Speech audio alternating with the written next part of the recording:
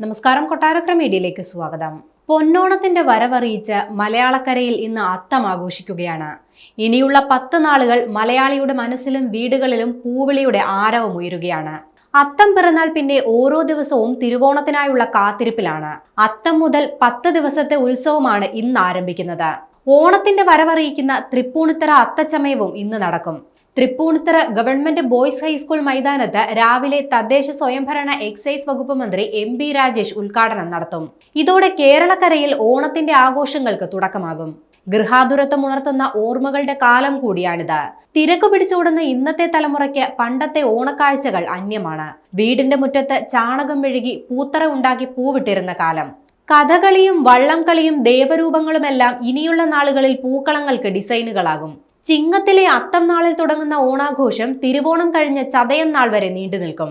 ഓണക്കോടി വാങ്ങിയും സദ്യ ഒരുക്കിയും കൂട്ടായ്മയുടെയും സന്തോഷത്തിന്റെയും 10 നാളുകളാണ് ഇനി മലയാളികൾക്ക് വരാനിരിക്കുന്നത്.